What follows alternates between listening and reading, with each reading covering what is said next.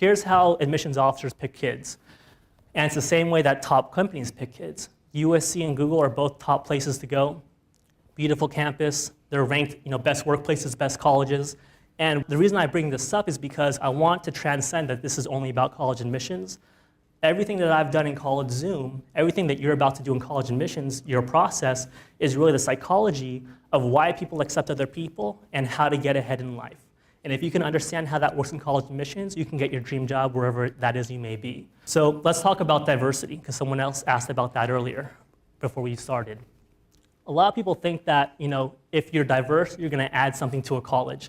Like, oh, I'm from this ethnic group, or oh, I'm from this culture, and that makes me somehow special. It's really not the case. What ends up happening is that if you look at most colleges, the group is actually quite homogeneous. That means that there's some kind of common thread running through each and every single person that's accepted, and it's a mentality thing. So when you look at colleges, it's not that they want diversity, because they have so many kids applying, the pool in itself will be diverse without much effort. And the real question is, it's not are you different, it's how do you fit into our social fabric. So let's look at the examples. Google, when they hire programmers, they don't want people who are just like, cool, I want a programming job, or I want to work at Google just because it's a fun place to be. They want people who are just gassed about programming and debugging. That's who works there. And if you look at Google, even though it's very diverse, that's the common thread. At USC, how many of you guys have seen this plastered around campus? Tommy Trojan, Student Center, if you've been paying attention when you walk around, it's everywhere. These are the 5 qualities of the ideal Trojan. The 2-part test I told you about, scholarly, that's your grades and GPA, that's the hurdle test. Everything else, that's the culture fit test. So when you look at the makeup, every college has a culture. And every culture is this group of these shared beliefs, customs, characteristics that define members of that group. And so let me give you an example. Let's say you want to go to UCLA. You go on their website, which amazingly no one else really does. Most people who want to go to college, they just kind of here I'm applying. But if you go to the college's website, they'll tell you exactly what they want to see. So just like you saw USC's 5 qualities of the ideal Trojan, here's UCLA's, right there, plain as day. Also, this is from fall 2012, so it hasn't changed in years. Here's Brown, an Ivy League school. You go to their website, look at their mission, look at their history, spirit of free inquiry. Look on the history page. They basically changed their undergraduate curriculum to allow people to take any class they want. And it says right here, since 1970, they've been demanding that kids be the architect of their own education. So when kids get into Brown, not only are they all the things that we just talked about in applicants, but they're also these kind of people who want to create their own path. And it hasn't changed since 1970.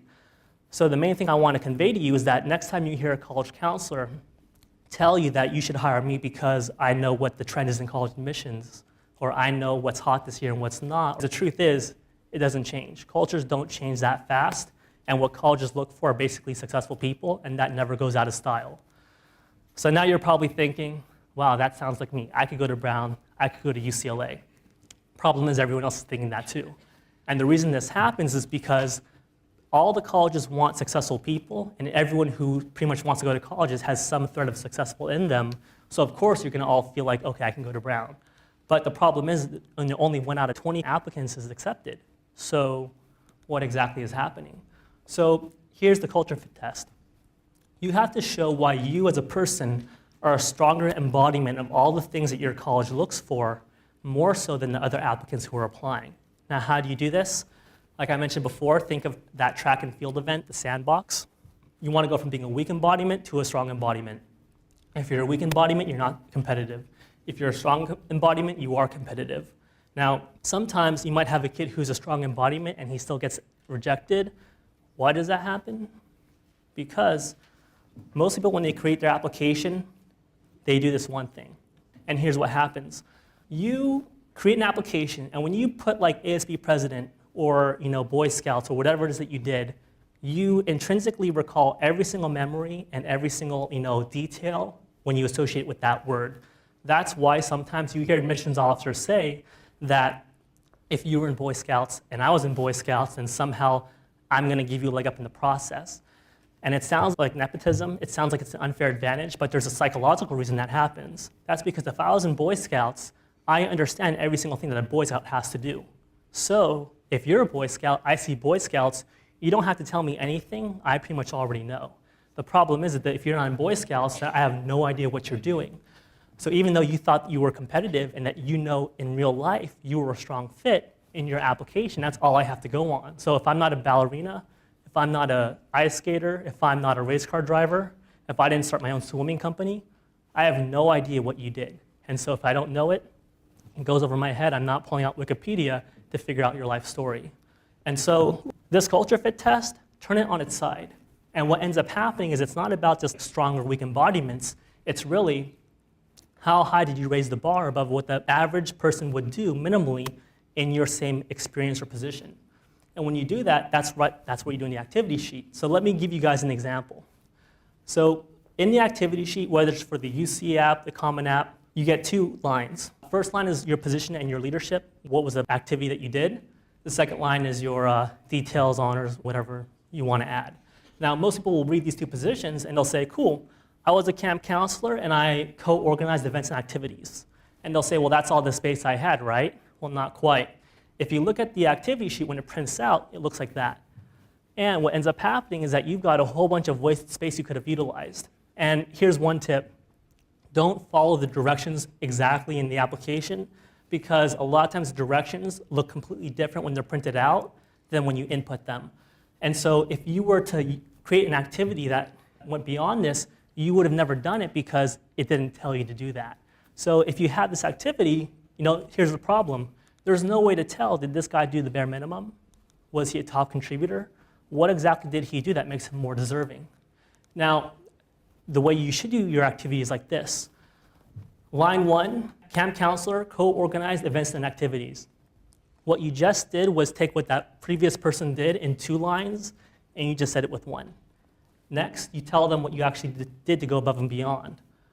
Picked out of 200 applicants, lifeguard for and led 40 kids on excursions, introduced activities to the camp, recognized by superiors for professionalism. What you just did right there is give colleges better reasons to say yes to you. Quickly note, no wasted space. Here's another example.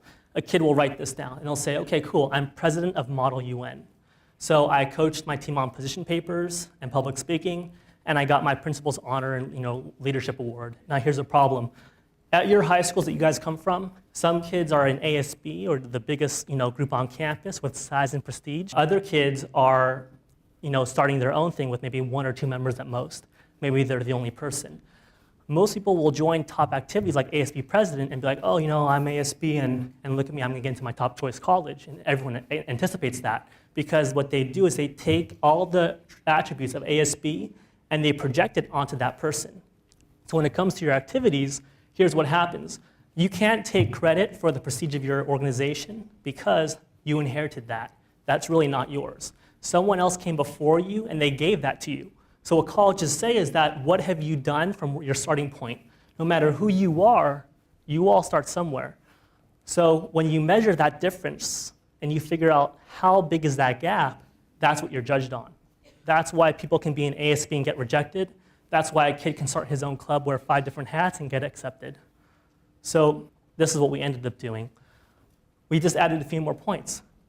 When he coached his team, 3 of them made regionals. Not only that, he created fundraisers to cover their travel, and it was their most successful year. And that's why he got the award. What you just did was, even though it was pretty impressive winning an award, you basically just gave admissions officers better reasons to say yes to you. And that's the whole game of admissions. Evidence what you've actually done so you can be seen in the whole light that you deserve to be seen in. All right, so now watch this. Imagine someone that you know from your past who was a real jerk to you. Maybe someone sometimes said something that made you want to cry, really insulted you, really offended you. Remember what that feeling was like. Now that you have that in your mind, that jerk, imagine that this is the jerk's application. How many of you guys still like it? Big difference, right? So great, now we go into your essays. Admissions officers, when they read your essays, it's not just about what you did, it's do they even like you? So why? Because when they watch a TV show just like you do, you want the characters that you like to succeed, you want the characters that you don't like to fail.